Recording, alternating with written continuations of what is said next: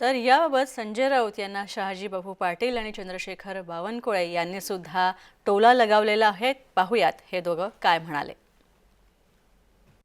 19 सालची निवडणूक पार पडल्यानंतर आणि विधानसभेवर आम्ही निवडून आल्यानंतरच पहिल्याच दिवशी संजय राऊतानं भगवा रंग गुंडाळून ठेवून काँग्रेसचा आणि शरद पवारांचा तिरपा असलेला तिरंगी हातात घेऊनच काम केलं। त्याच विचारधारेबरोबरच्या पक्षांबरोबर जाण्याचं पाप संजय राऊतांनी केलं म्हणण्यापेक्षा त्यांनी उद्धव ठाकरेंना ही भूमिका घ्यायला भाग पाडला असा आमचा दावा आहे। दुसरा, संजय राऊत हे स्वतः शिंदे साहेबाच्या पाठीमागे लागले होते, मला घ्या, परंतु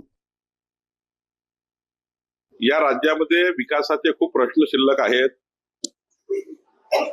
संजय राऊतांच्या बोलण्यावर महाराष्ट्राचं काही लक्ष नाही, माझे काही लक्ष नाही, कारण आता जनतेला विकास पाहिजे आणि त्यामुळे आमच्या समोर प्रायोरिटी आता पॉलिटिकल प्रश्नाची नाहीये, राजकीय सरबत्तीची नाहीये। आमच्या समोर प्रायोरिटी आहे की महाराष्ट्राच्या 14 कोटी जनतेला देवेंद्र फडणवीस सरकार, आमचं सरकार कसं न्याय देईल आणि जे आम्ही संकल्प दिला जनतेला तो पूर्ण कसा करू याकडे आमचं लक्ष आहे।